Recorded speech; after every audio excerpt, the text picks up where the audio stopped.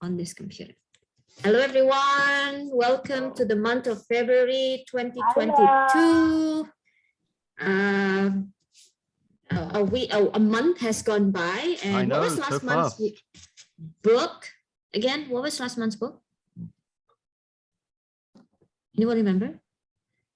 Yeah, it was me. I've forgotten. Oh, is it Mike? It was your book, right? Oh wait, the statistics thing. Yeah. The statistics, yeah. No, factfulness. Oh, factfulness. Faithfulness. Yes. Yeah. Yes, factfulness. We just Factfulness. read too many books, sometimes we forget. Okay, so this month's book is Lifespan, Why We Age and Why We Don't Have to. I recommended this book. Actually, Bill Gates recommended this book 3 years ago on his Goodreads account. That's why I came to, notice about this book. And I read it 3 years ago, but I had some notes, my reflection notes, I would say, when reading this. So it's a great journey to walk down the memory lane. Okay. So, and apologize, I'm not good in making PowerPoint presentation, especially with the crunch time. So it will be quite dry. No problem. But I hope the information is worth it. Okay, so this is the book. Oh, Why We Age and Why We Don't Have to, Lifespan. First thing that I would like to talk about, let's address the elephant in the room. Probably if you try to read it, you realize immediately that the book was heavy. And not just heavy, physically heavy, but the language was tough. Stodgy. It's very, drudgery. Stodgy. Yeah. Drudgery. Okay, so just to test the water and to check how many people actually found the time to read the book. Show of hands. Some of it. No, I haven't finished. I haven't finished yet. I can't find my hand. Yeah. Even a taste of 10 pages, you can tell that the language is tough, right? Yeah. And then Absolutely. it was also tough for me. But I personally like reading technical books like this because for some reason, it's like a yoga to me. I don't know if that makes sense. Because when you read it, you cannot think about anything else. Otherwise, you wouldn't understand, right? You cannot multitask or try to think about what's for dinner tonight while reading this book. You wouldn't understand. So that will help me fostering sharp focus and mindfulness because it's not like reading. And I also practice to weave the ideas from those tough words, tough strings of words, and then try to conclude, oh, this is what it means. So actually, in that sense, I enjoyed reading the book. And I know there are so many summaries out there about lifespan, but I try not to depend on the summary because most important parts of the books are not even in the summary. That makes me FOMO, fear of missing out. What if I think this one is important? It's not even in the summary. And I found it to be true as well about this book. And also it cannot replace the thought process that takes us to the conclusion, right? So it's like instant noodles versus making the noodles yourself, I would say. Okay, so different definition here that the book highlighted. There is a difference between lifespan and health span. So lifespan is the length of our lives, the age. Okay, but someone who have a long lifespan doesn't mean also has a long health span. Okay, so the goal is to have a long life, but also living a huge portion of this life without disease or disability. Okay, so to give a quick illustration, maybe the lifespan is the one above. Okay, you manage to reach a certain old age, but bedridden or, could not communicate, things like that, with disability, but versus health span, when you also can reach a certain age, but can still be active without any pain or, the have to make your kids have to take care of you and things like that, right? So that's health span. Now, the great survivor that might save us from aging and dying actually lies inside our body. Okay, so our human body, although it's not perfect, but it's still evolving until now. Okay, and then it has so many survival circuits in our body that will make us able to last a long time. Actually, we're among the longest animal organism, longest creature that has long life, basically, right? A lot of other creatures, after they stop reproducing, they will start dying, basically. But in the case of human, after past the age of reproduction, we still can have a long life. Okay, so it's pretty incredible, the body that we have and the survival circuit that we have. Okay, and a lot of people have been speculating what's the meaning of this? Why do we have such a long age, right? There has to be a certain reason for it.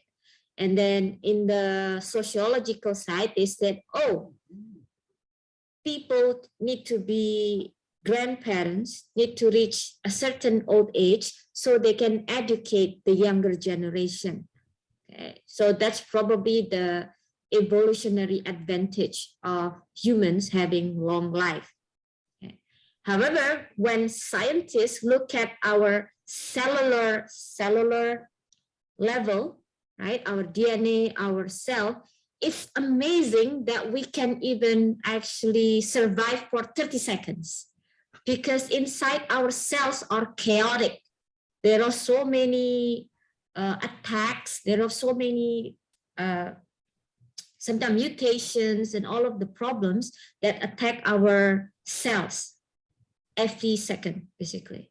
But not only we survive more than 30 seconds, but a lot of us actually reach the age of 80, which is now the normal lifespan in the current day and age. Yeah, so let's just appreciate how our body is a great survivor, and we just need to awaken it or activate it. Okay. So, and also all throughout history, the life expectancy is getting longer, right? 10 years, 20 years, and 80 years. There was even a joke about it when they said, till death do us part. Yeah. They actually meant 25 years old. So when someone get married, supposed to be until 25 years old, it's not like 80, but you know, it was just a joke because the life expectancy. But that was true. It's not a joke. I mean, that's reality. I mean, most people in the Middle Ages, didn't live past 30. Yeah, right. Yeah. Yeah, so it's worth thinking. Now, the great survivor inside of us is called magna superstes, the Latin word for the great survivor. It's a genetic survival mechanism within our gene, okay, that can maintain our longevity.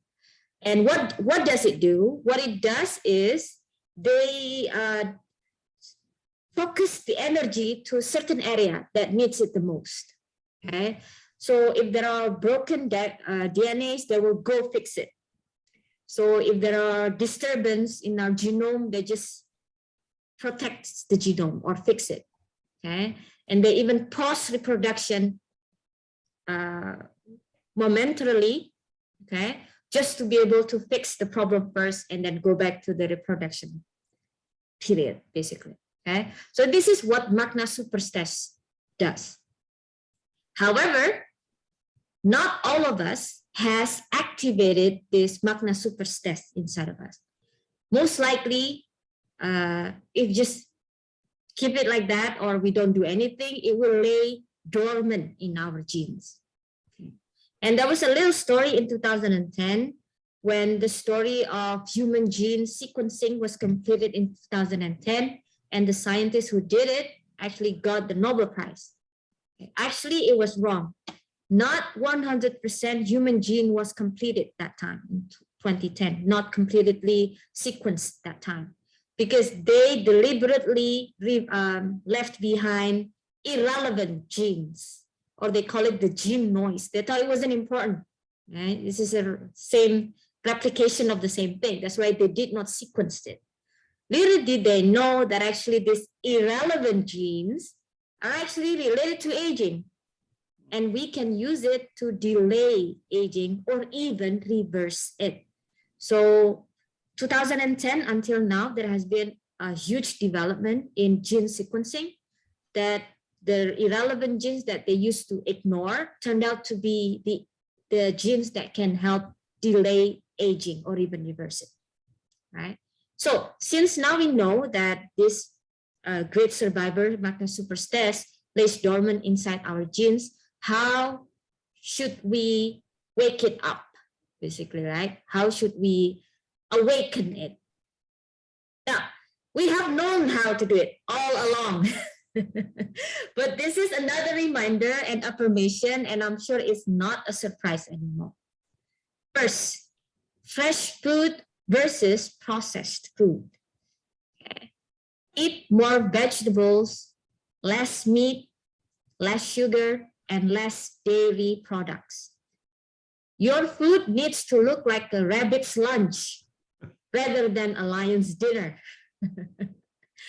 And then good to know that more people die from eating unhealthy than from food poisoning. So this is important. Food is really important. Another thing is the one that Kak Mita mentioned in the WhatsApp group, go fast, fasting. Doesn't have to be all the time. Intermittent fasting is okay. Like today and then today fasting, tomorrow not, today fasting, tomorrow not, things like that. Or just like what David Sinclair did, he skipped lunch. So he had light breakfast, he has light breakfast, and then also early dinner. That's it, basically, only twice a day. And then for him, it was already fasting. But so for some other people who don't need that much calorie or something, probably they should eat less, right? But the bottom line is, if we eat less, it provides our body with rest. Okay, so our body will not be overworked with the digesting and processing. Calorie restrictions without malnutrition. So this is different. A lot of people go on an extreme diet. Sometimes they go on Indomie diet. Okay, Indomie diet is malnutrition. So we should restrict our calorie without leading to malnutrition, basically. Okay, so it's not like eating less is okay, but we also need to consider the calorie intake. Enough food to function in healthy ways and no more, right? So everybody has their own calorie that they need, so just calculate it. I think it's available online, like what's the gender, what's the age, and what's their job. Usually it will somehow help you determine what's the calorie intake you need. Please do not eat more than this calorie. Okay, but when we have achieved this, it's not just a longevity plan. In the end, it will also be our vitality plan. If calories restriction doesn't make you live longer, it will certainly make you feel that way, that you live longer. Okay. And another reminder here is more people die from overeating than from starvation in this day and age, because, it's overconsumption is more dangerous now than starvation. It can cause a lot of deaths. The third one is amino acids. Search more about amino acids. You can get amino acids from plant-based, animal-based, or you can even get it from supplements. Okay.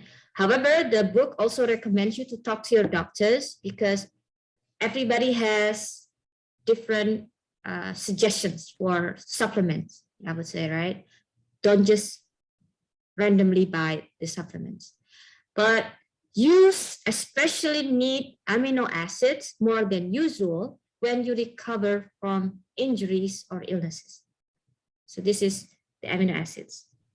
Fourth one is exercise. There's really no way around this. We only need to push ourselves, because light exercise will do 30 minutes a day. But if you want to make it shorter, 15 minutes, try running. Okay, so light exercise for 30 minutes a day or running 15 minutes a day. What is the good sign that you have exercised enough for the day? One, of course, there's a visible sweat. Yeah. And also you cannot say 10 words without pausing for breath. So just read a sentence that has 10 words in it. If you can read it from start to finish with one breath, that means you haven't exercised enough. Okay, so you should be a little bit out of breath. Okay, and then 5, the cold front. Exposing our body to less than comfortable temperature is another way, a very effective way to activate your longevity genes.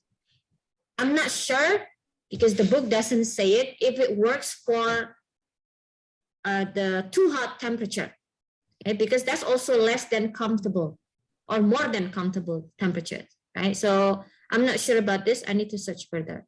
But the cold temperature will activate our survival circuit. Yeah. Sauna is also included. Yeah. Sauna, yeah. Sauna, cold sauna, the cold sauna, because this one is supposed to be cold. Yeah. Okay, now 6, don't damage your DNAs. Smoking is the fastest way to damage our DNAs that can prompt the DNA repair crews working overtime. Okay, and then DNA repair crews working overtime, this will cause speedy aging. Now, our DNA holds a lot of secrets. Ever wonder why or how? We came from one cell, right? And then the cell duplicates, keep on duplicating, and then to be a baby first and then us, right? But how do they know that, okay, it's time to be the bone, it's time to be the meat, it's time to be the hair, all of this, I don't know, hair. Yeah, it's time to be the lung, things like that, right? The thing that makes the cells know what they should be is because the DNA inside the cell tells them what they need to be. Okay? So in the book, it's called the demented pianist in every cell. The job of this pianist is to turn on and turn off the tiny parts of our DNA. Okay? So if a certain part of our DNA being turned off, right, then we will become the lung.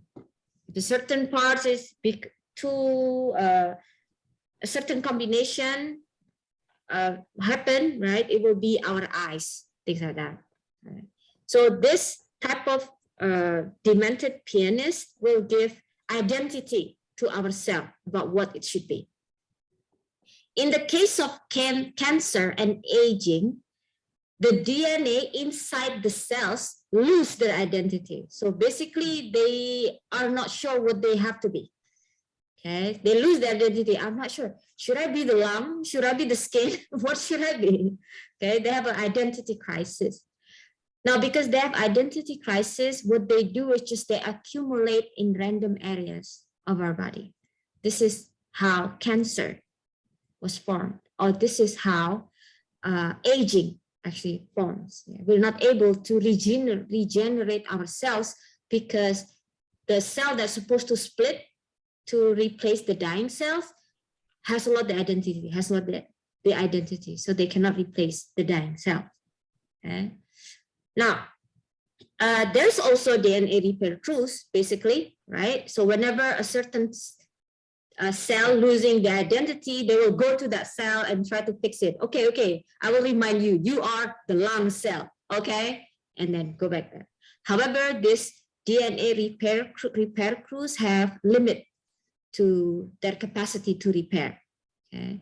So the key to longevity is to help repair the damaged DNA quicker and more efficiently. So this is the intervention that scientists are trying to do.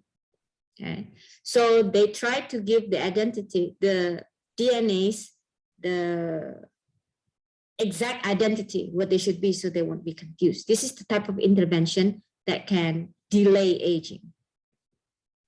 So another supplements that can help repair the cells that lose identity.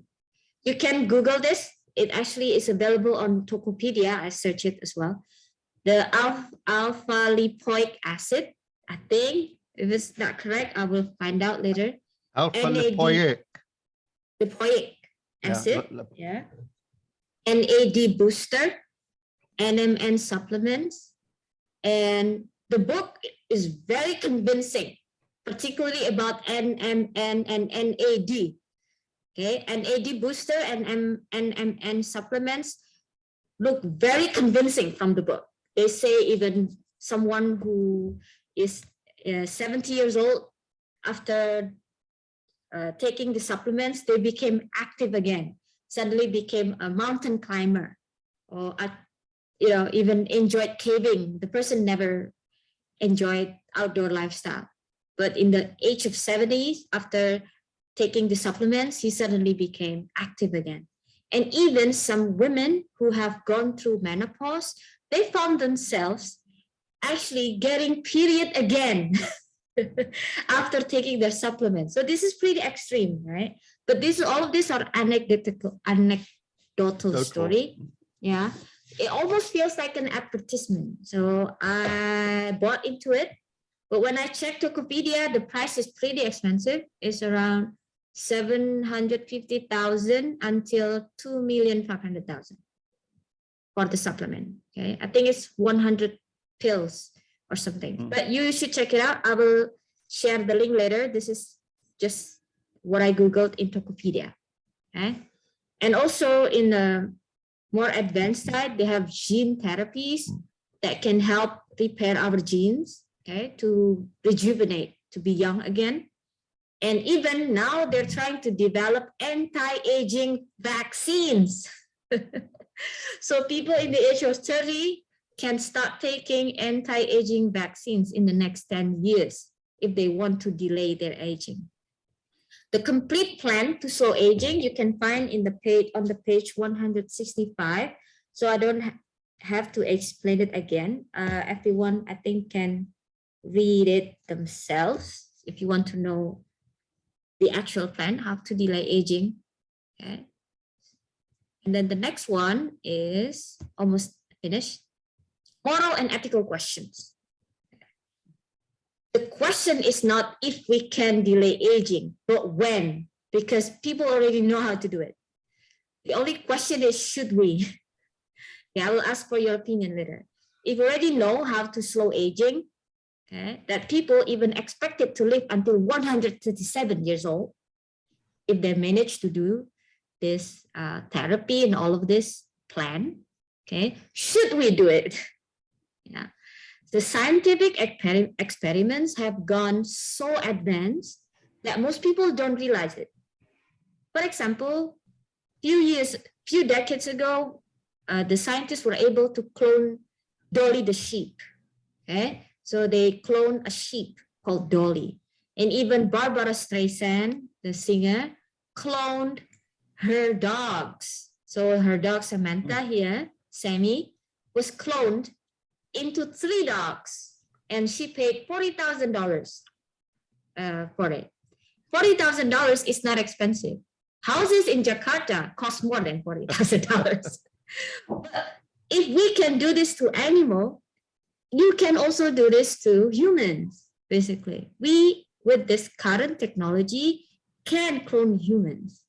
But the question is only, should we do it? So there are so many people who have their genes preserved, I would say, right? So when they become old in the future, they will have a bank where they can clone themselves, basically, starting from baby, of course, yeah? But it's basically the same you, but different experience, different wisdom type of situation, of course, but it look exactly like you. Yeah, probably even have the same personality, we don't know. Yeah, and then there's even a case of in Hong Kong, the twin girls who were born with their genes being edited. the scientists already knew how to edit genes using CRISPR technique, right? And then there was the scientist who edited genes of twin girls in Hong Kong. The editing that he did was meant to be good. Okay? He wanted these girls to be resistant to HIV. Okay? When this happened, even among scientists, they even were divided. I'm not sure we should do this. This is ethically wrong. Okay? We make babies look like GMOs or genetically modified organisms. Okay? Should we allow to do it? Are we allowed to do it inside that? And there's no photos of these twins, okay? But these twins will be studied all throughout their lives because their genes were edited before they were born, right? And then maybe another question will be related to factfulness. How would the world look like with people who can reach the age of 137, and there are so many of them? Will our world be able to sustain this many people? Right? Because more people are born, but also have longer lives. Okay, so I think this is what I can share. Now, let me ask questions. People here.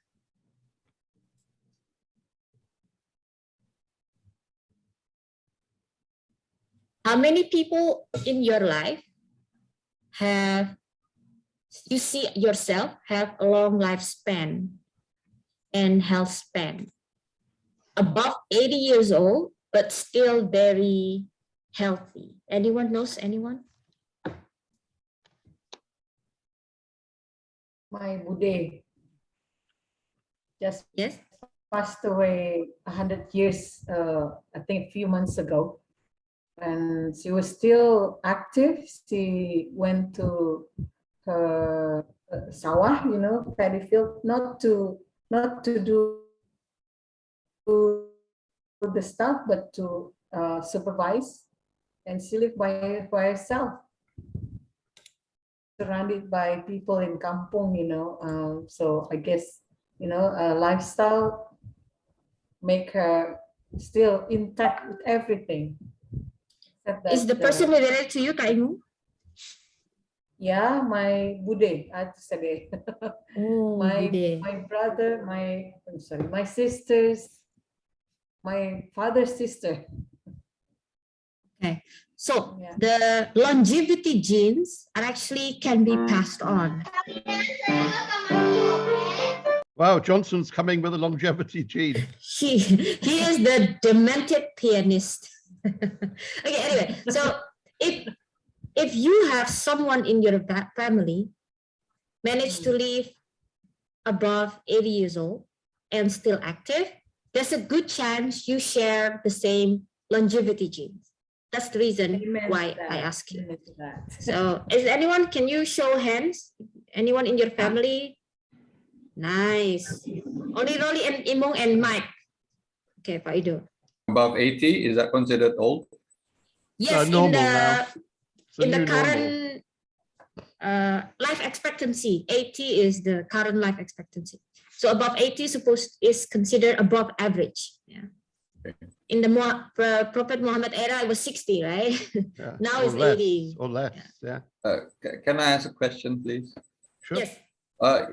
In the book, did it mention, I'm sorry, I didn't really get to read the book, but did the book mention anything about telomeres? Yes, telomeres are a lot, but then I don't really get it. But telomeres, when it's broken, then there's a repair crew that will fix it, basically. Yes. But they because, work very limited. Yeah. I think another person got a Nobel Prize to study about telomeres. So every time it regenerates, the DNA, the telomeres is the part that is on the end of the DNA chain. Yeah. Yeah. So every time it regenerates, it shortens every time. Yeah. And at the end, it becomes short, and that means that's how you degenerate. So if you have some supplements that can reduce the speed of that degeneration, that can lengthen your life. Yes. Is it called senescence or something, right? It's the accumulation of telomeres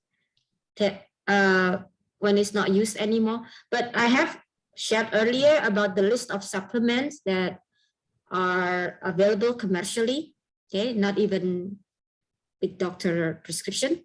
So I will share it again if anyone wants to get it. And another thing about ethics, I think gene therapy is already been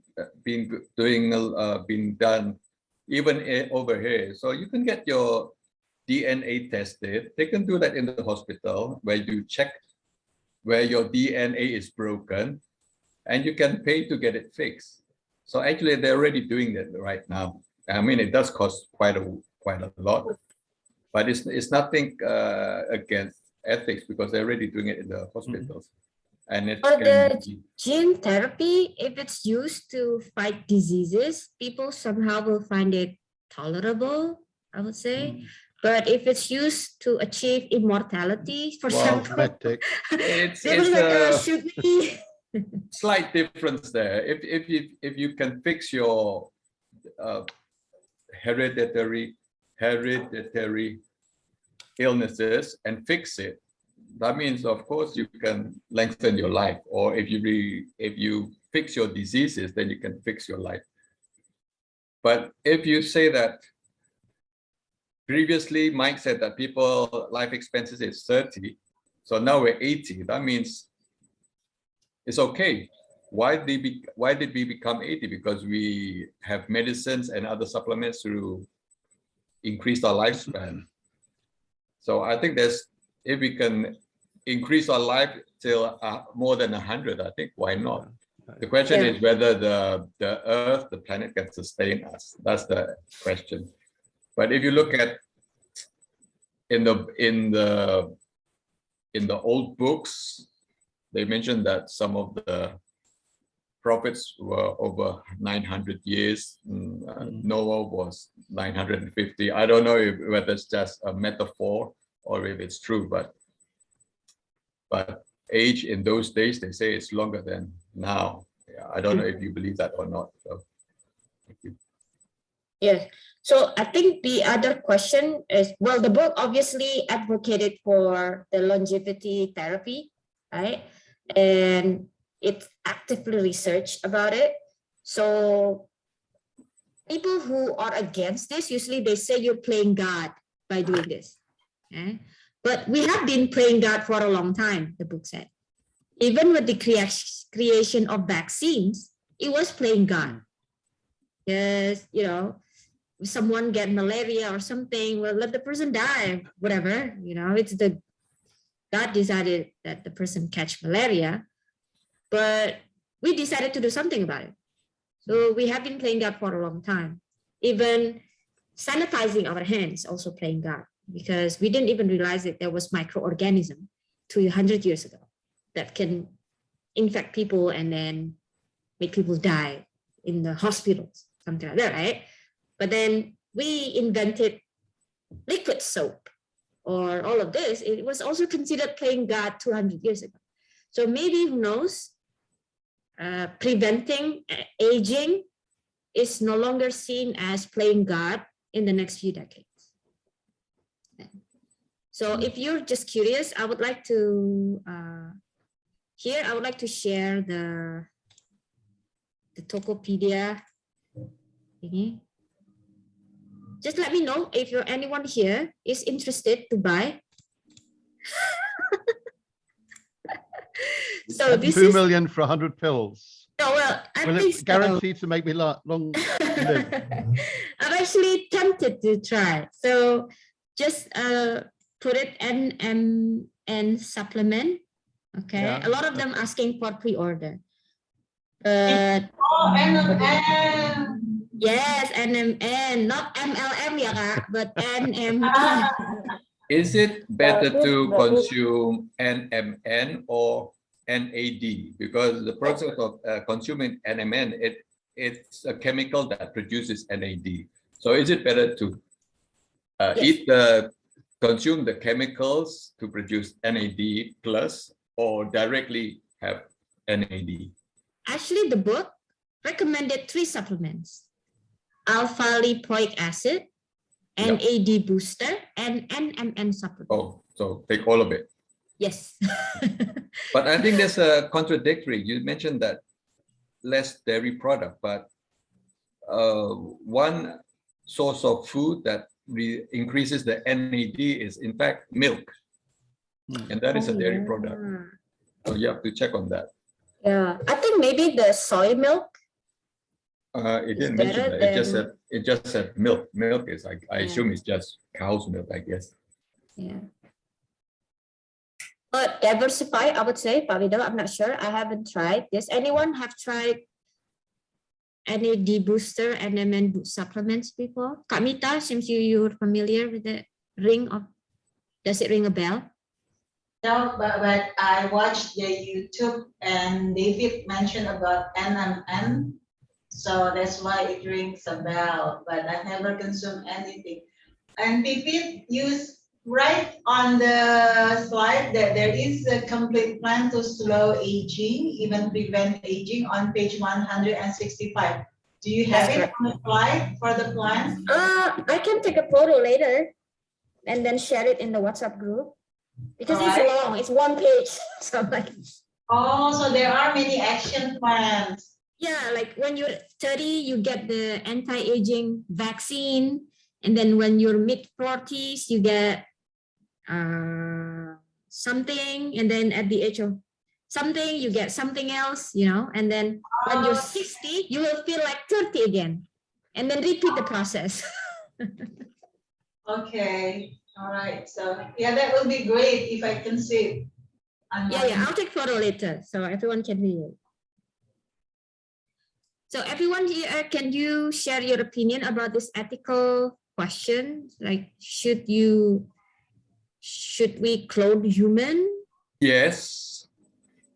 Why, Are you Pavido? sure that the human race isn't previously cloned from the monkeys to become humans? Do you think there's some cloning intervention there? If it's cloning, then we will be exactly the same. Isn't it? No, cloning. Cloning can be modified also.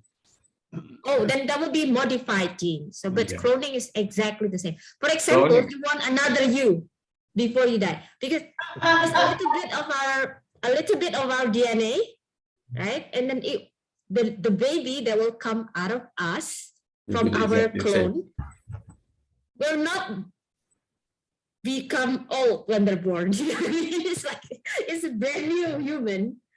And that is like fascinating because we have the technology, but should we do it? I think they're already doing it now without your knowledge. I mean, aren't they doing something with a dinosaur that's like 50,000 years old that was found frozen, and they took the DNA and they're now replicating? Jurassic Park. But be careful. Well, I was going to say, be careful when you go to Ragunan. They may have new exhibits after pandemic. Yes, I think they tried that with the mammoth. So they got the DNA from a mammoth, because some mammoth are the skin is preserved sometimes because they're in ice, and they use that and they combine it with the elephant, DNA, which is similar, and they created a mammoth. I mean, my observation here, being a scientist, is it really boils down to finance. And at the moment where we have so many diseases and maladies that are not being treated because of lack of money, I don't really agree that we should be spending money on things like prolonging life artificially, so to speak. I think the world is also changing so fast. I mean, you look maybe 100 years ago, what was the world population? It was about 2 billion.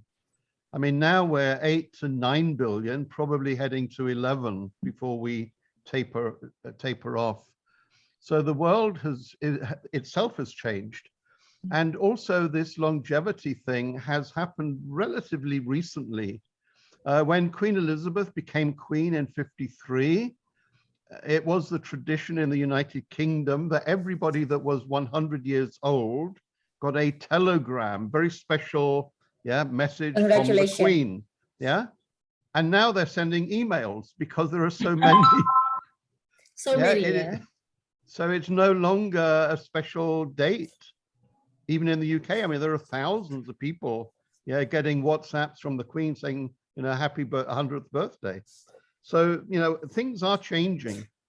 And again, it's really the redistribution of wealth in a way. Who should have the ability to benefit, and should they have the ability because of pure wealth?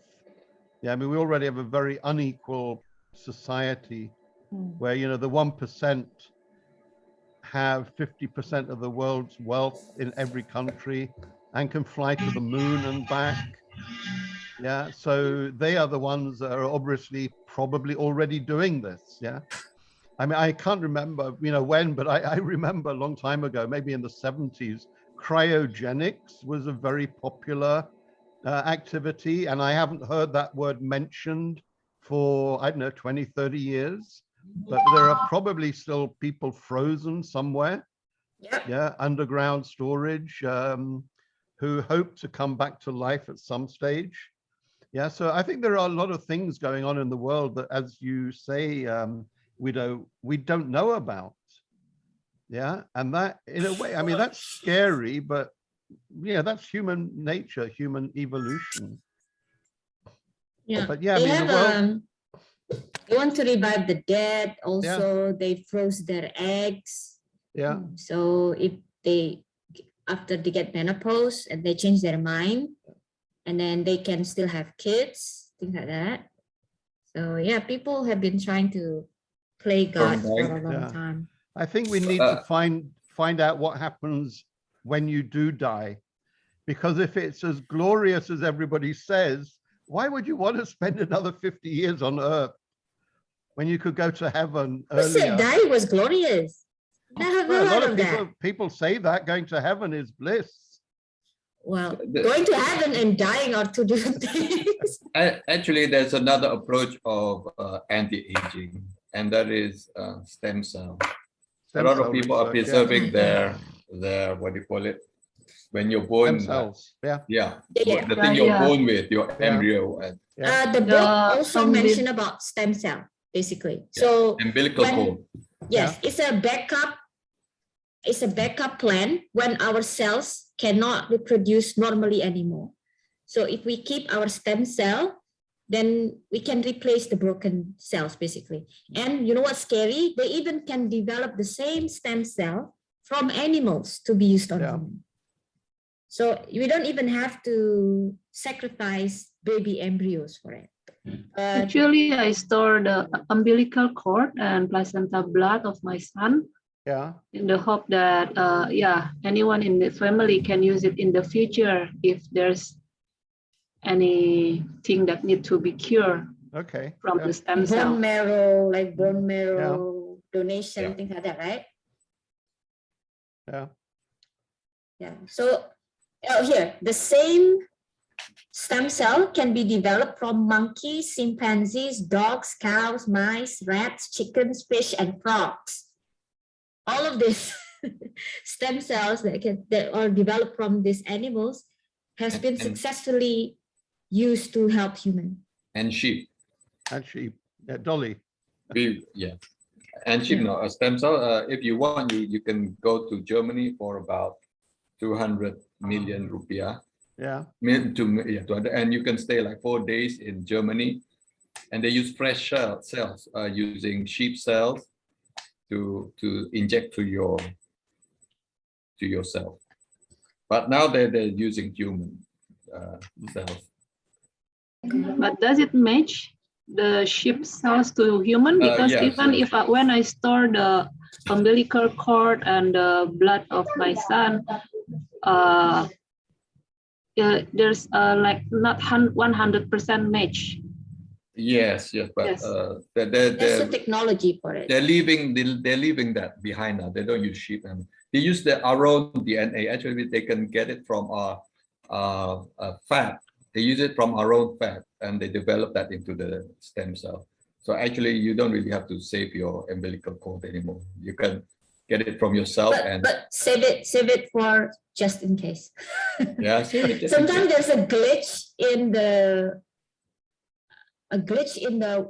what is it, the place processing. that's Yeah, with the preserve storage. it, right? Yeah, and the then storage. it's gone. Yeah. Yeah.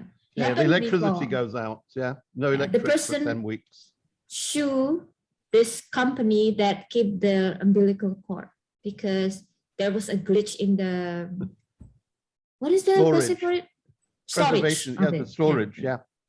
But anyway, Wow. so all of these stem cells that came out of the animals that I mentioned earlier, the scientists won the Nobel Prize because of it in medicine in 2012.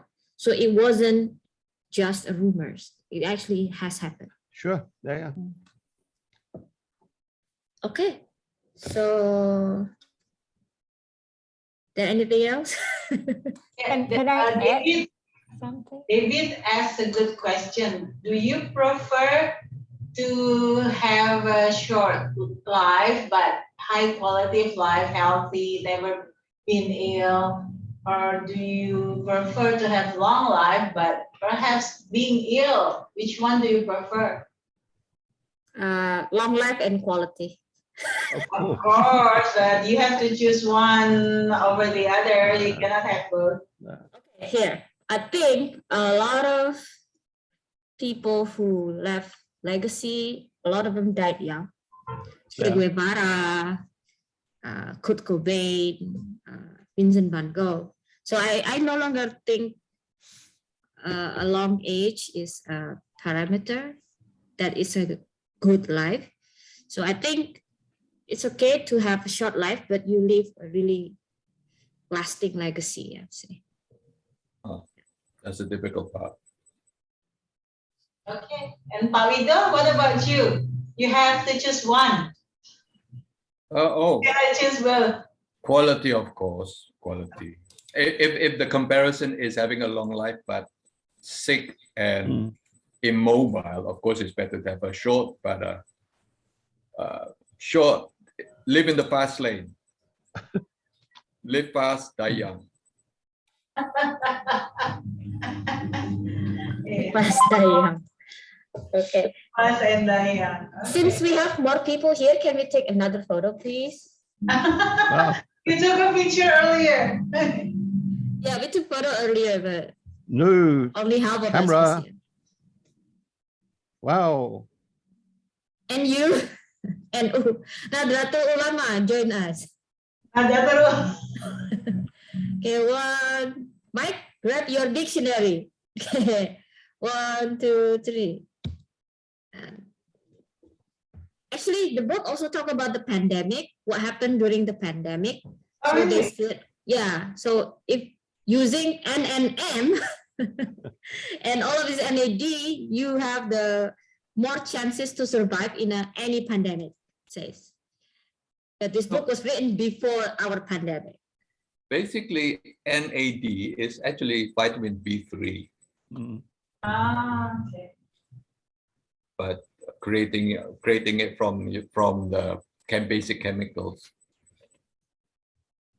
Yeah. So How we do you have know so to- much about this part we do? Did you used to study it? He's been Wow. taking it for 20 years. That's why he's so. That's why he looks at night. The living That's evidence. why it goes on secret vitamin D. Tell us. At Pak 90, Rido. Guido still looks like he's 30. Yep, fountain of youth. But intermittent diet or fasting, it's been covered in BBC for quite a while now. So actually, it's been done more. Yeah, Basically, the human survival mechanism kicks off when you're threatened. Actually, we do that. It's actually a common thing in all living creatures. Survival state, right? Pak Yeah, Rido? survival. There's an exception though. There's an exception, and unless it's for mental survival state, it's different. So yes, so if you're stressed out, prolonged stress, it's the one that backfired. But if it's our body, not our mind, that is stressed out, that will prolong our life. Yes, because that leaves a mark on the cells, and it continues. It will not easily disappear. For example, if you want your tree to bear fruit, you just have to hurt the tree. That's why it's the same thing. If your mango tree doesn't give fruit, then you hurt the tree by, chopping it a bit, and that will give a reaction of the tree to bear fruit, because living Survival. creatures try to procreate when they're threatened.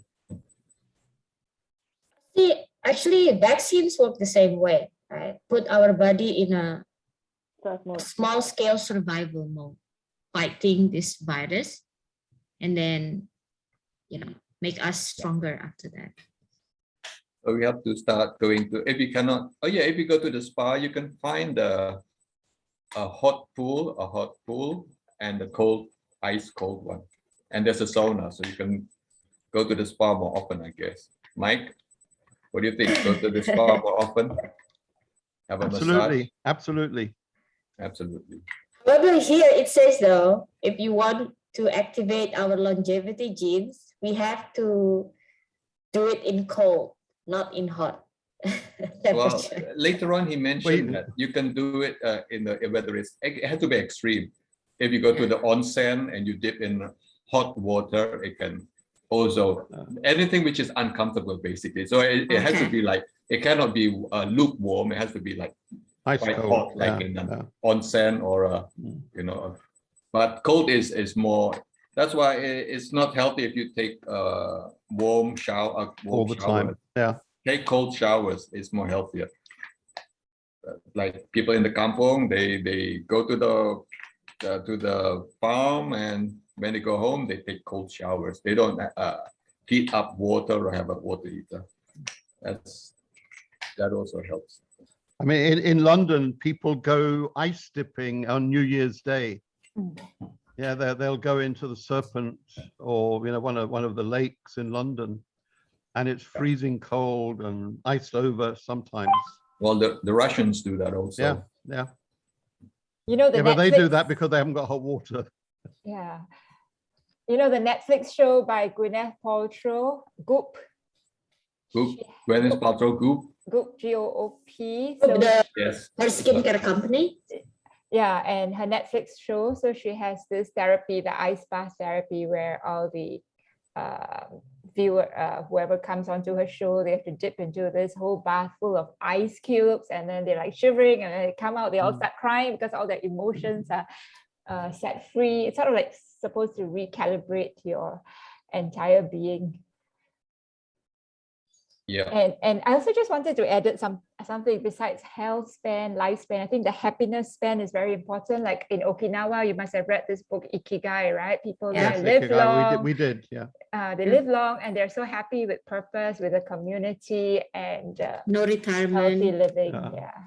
And another thing, when you have all this clothing and all, of course, it's within the realms of the rich people. It costs money, right? As what's happening right now as well. The rich can go for all these anti-aging treatments, these plastic surgery, and the rich can hunker down during this pandemic. They can afford to stay at home and not to have to go out and work like a lot of the lower income frontliners. So that there's always this chasm between the rich and poor. What is available to the rich may not be available to the poor. But whatever it is, in the end, it will pose a big crisis, a population crisis, number one, food shortage, the economic crisis, and if people are living longer, how are all of them going to earn a living? Then there will have to be this issue of universal income, and that will put a strain on governments as well. I think UBI is going to happen anyway. Unless they're still productive, so the government doesn't have to, sustain them. The problem will be replaced by robots. Oh, that's another. UBI will be. I'm sure it will come. It has to come, because already we don't need as many human beings to do the work that needs to be done.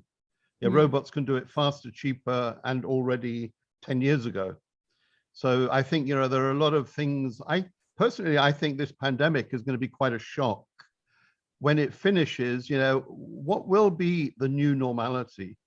Because I think, you know, virtual work, I mean, we're going to have hybrid work. We're not going to go to the office 5 days a week.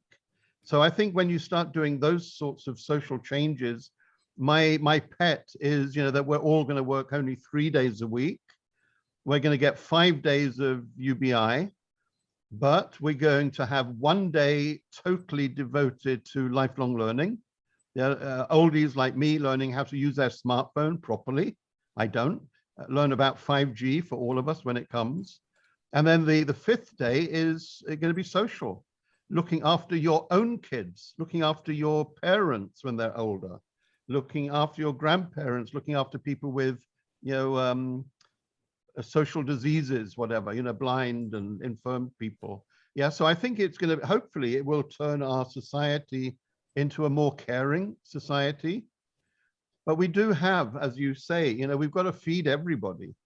And that is a problem. You know, I mean, as the population expands, I was reading that we're going to stop at 11 billion on this earth. Yeah, I don't know where they calculated 11 billion, but we are growing, the world population growing so fast. I think we're nearly 9 billion now.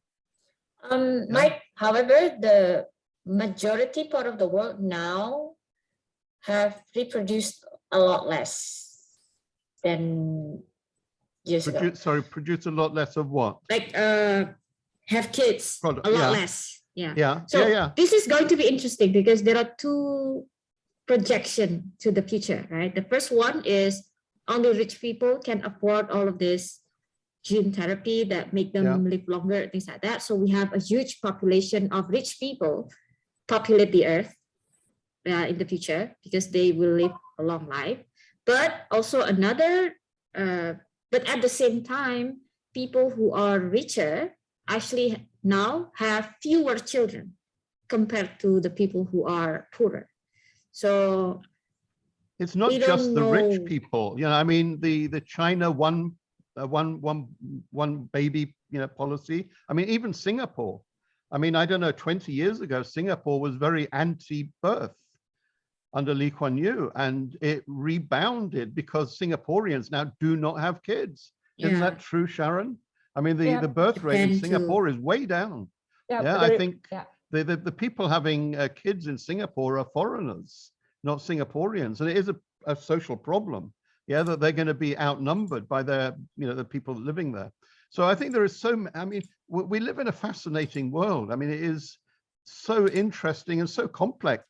Yeah, there is no one answer. And I think that's one of the solutions. Yeah, you've got to try all of these different things.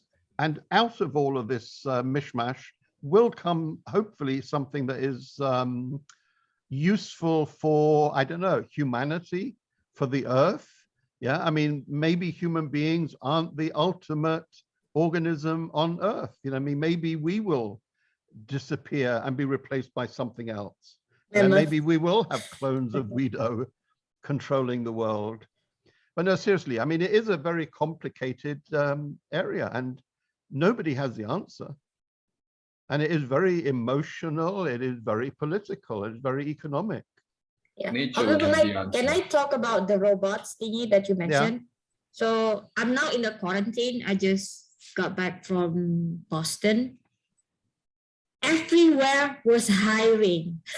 It's like job vacancies here. People were struggling to find employees. I even talked to my husband. In Boston. Here. Yeah. Because at the same time, they're anti-immigrant. So, which is a bit surprising. Every day have shortage for truck drivers. They have shortage for waiters in restaurants.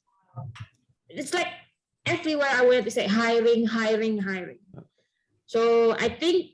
I mean, this is a big trend in the US at the moment, is people resigning from jobs. Yeah, the low-level people have decided, hey, enough's enough. This is a boring job. Still, so far, I don't know whether it's technologically possible to replace waiters. Yes, it is. Already.